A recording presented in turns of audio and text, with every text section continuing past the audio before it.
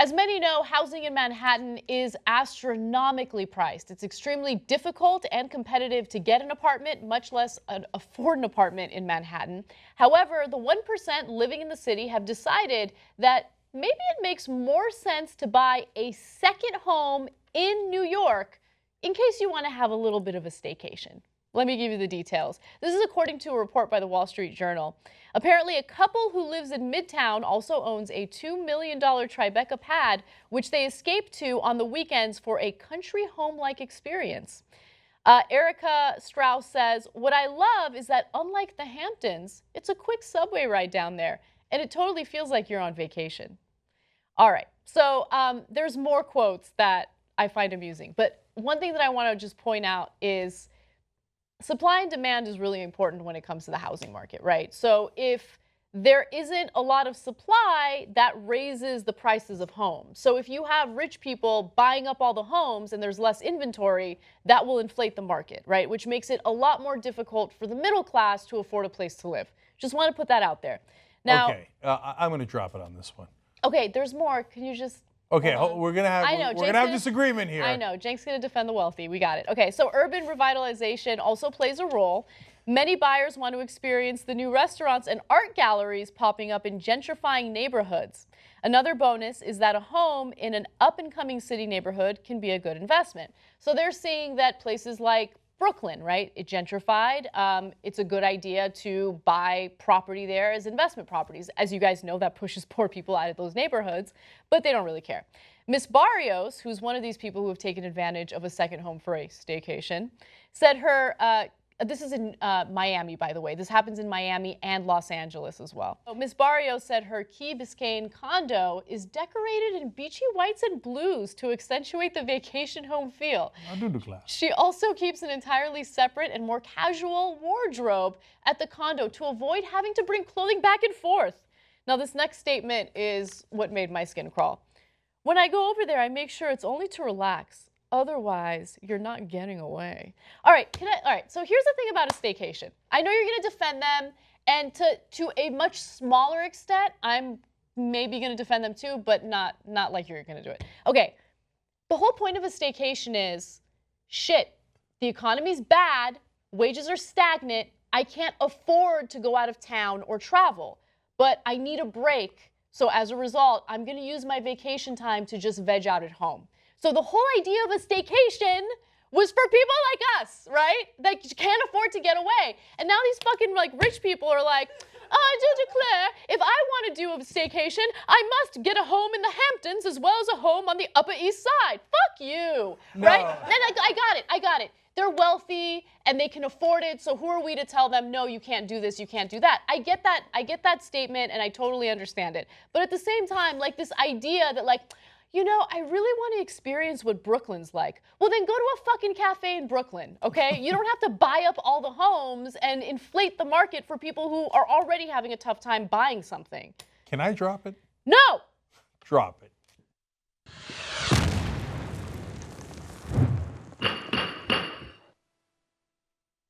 I will weigh in on this, and yes, in this instance, I will defend the rich. So being rich is not a problem. Fixing the system to get rich is a problem, right? So when the Wall Street bankers get bailed out after they crash the economy and crash their own companies, that's a giant problem. Then if you tell me that the guy's got an extra home in Tribeca as well as one in the Hamptons, the Hamptons, they don't even count as a staycation. That's their normal second home. The Tribeca pad is often their third home. Okay, so just let's be clear about that. And if you tell me about that, then I say, I agree with you. What the hell? Why did we, the taxpayers, bail that guy out? And now he's got 3 different or even 2 different homes. Yeah, right? That's the system that we're in now, Cenk. That's the system that we're in today. If you tell me, hey, perhaps the wealthy can afford a slightly higher tax rate, then I'm with you. Obviously, this is some evidence that certainly they could afford it, right? Having said all that, there's no harm in being rich. And so if they want to buy, they got to do something with their money. And so if they were going to buy a home, well, like, what are they supposed to do? Be like, well, this could affect the middle class in some kind of way. The Tribeca house, their second house in this particular story, is $2 million. The middle class weren't buying a $2 million pad in Tribeca. But let me be clear about something. Your argument to support the rich actually made me want to not support them even further. That system that you mentioned, where they're getting the tax breaks and they're, taking advantage of income inequality to be as wealthy as they are, is happening today. We're not living in a system where everything is fair and where people like me can actually compete with people like this, where I could actually get a job that's high paying enough for me to even buy one home, much less two homes, right? But what do you want them to do with their money? What do you like? Oh, they're so poor people. And what are they going to do with their money? No, but what are you going to do? Money. What are they going to do with it? No, but Anna, are you going to tell them? Sad for them because they have a lot of money. I'm not telling you to feel sad for them, but what are you going to do? Outlaw having a second house? No, I'm not going to outlaw a second house in the same city? I'm not going to outlaw them having a second house, okay? I don't believe in that. I'm not going to do that. But will I judge the fuck out of them? Yes. I'm on this show. I have this platform. I'm going to judge the fuck out of them. What's the difference if they have it a second home in Colorado or a second home in the same city? Are they going to be really sad about that too? I'm sorry. I'll try not to judge you too much. Okay. Because their comments and their statements are so out of whack and so disconnected from what the rest of society is experiencing, right? And so the Wall Street Journal publishes a story like this, and what do they want me to do? Like read it and be like, oh, what a great feature on wealthy people and all the things they can afford, while most people can't even afford to put food on the table for their children. Oh, are you enjoying Brooklyn? Okay, Anna. Sorry. Look, if you say don't rub it in people's face, again, I agree with you. But you don't know these folks. You don't know if they're bankers. You don't know if they're dentists. You don't know if they inherited the money. You don't know if they earned the money. You don't know anything about them, right? So I'm not going to go and judge them. I have no idea. And look, I'll be even more fair and say maybe I'm biased because I know some rich folks, okay? I do. I know a bunch of them because I went to good schools, so they chose to do things where they make a lot of money, and I happen to know them, right? So maybe I'm biased because of that. By the way, there's a second reason why I might be biased. Because you're a homeowner and maybe you don't know exactly what it feels like? No. And I'm not putting you in the same category as them. Can I just answer it though? Hold on, okay? Go ahead. Instead of putting thoughts into my head, I'm going to tell you why I'm biased, okay? Because this is partly my dream. And I'm allowed to have the American dream.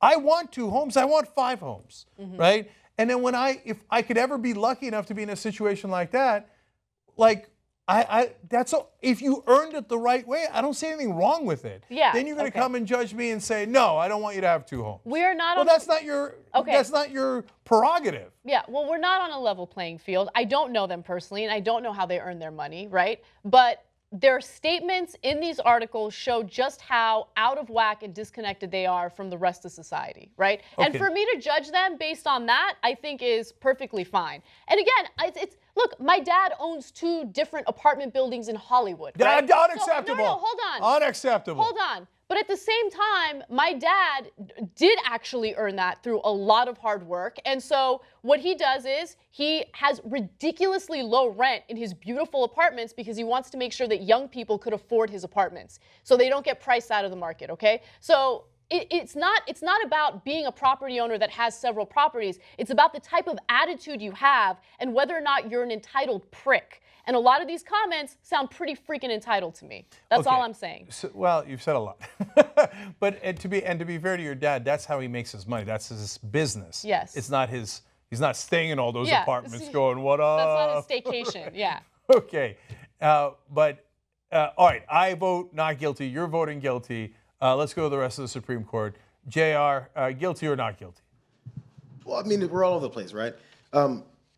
The problem is the way it's posed. Again, we talk about when neighborhoods that are, oh no, they got nice new cafes. Because before I was afraid to go down here.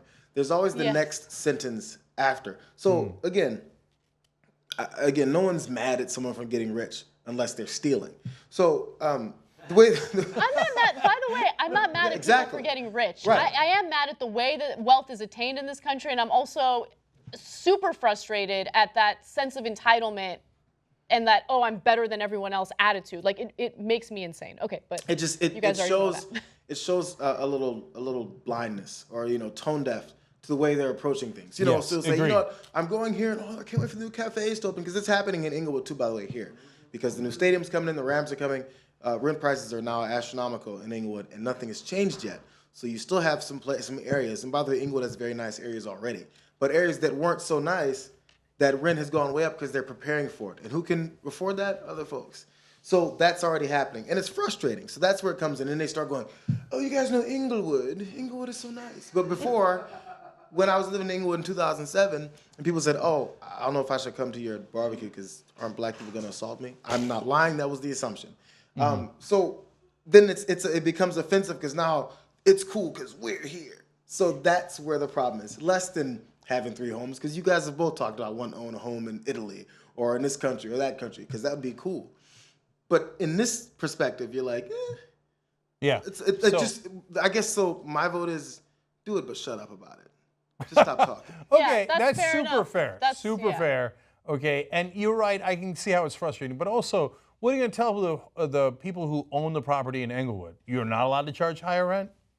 You know, I mean, sometimes they do. Sometimes they do rent control, but I think it's a bad idea. I think it squeezes out other people. I think you got to let the market play itself out there, even though at times it is enormously frustrating. Right. No, and that's the thing. So if Inglewood the way it was already, or even now, I don't know the layout of New York well enough. When you guys talk about Tribeca, I don't know what the fuck that is. But so when you talk about what happens in Inglewood, it's before that everyone's afraid, and these guys are doing this and you're doing that, and there's assumptions about the people and their heart and their work ethic and all that stuff happens, and that's what stops people from creating more jobs for people that don't have opportunities. They look at you and go, where do you live? What do you look like? What's your family about? Don't want you. Don't trust you. You're a poor person. And it's never really the case. So it keeps certain people down and eventually shoves them out and continues this cycle of you're not good enough. When actually, if you actually look into people, people are just people, you know? Also, and by the way, I just want to make one statement about the one quote that rubbed me the wrong way.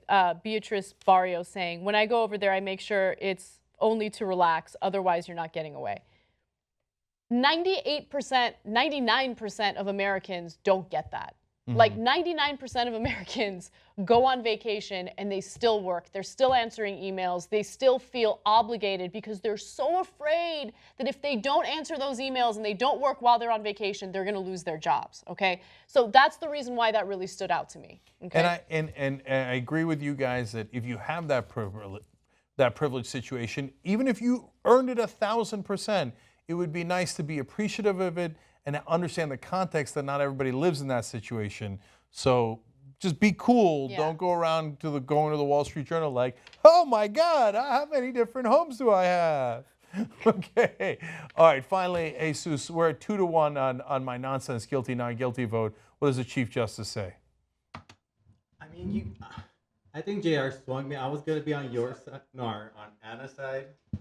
On Anna's side of it, like, this is enough, because I live in a neighborhood that's happening, that the gentrification is taking over. Like, you see everybody being priced out in the East Side, in East LA, and it's kind of sad. And so, but yeah, what are you supposed to do? Regulate everybody making that much money? And were they really going to be able to buy in New York? Like, a minority was going to be able to buy a penthouse or a suite in Manhattan. So as long as they're not being completely up, like shoving it in your face, that's what's Yeah, and by the way, some of the people who own homes in East LA are Latino. Some of the people who own homes in Englewood are black, and so they are some of them are the beneficiaries of the higher prices as well. So you got to keep that in mind too.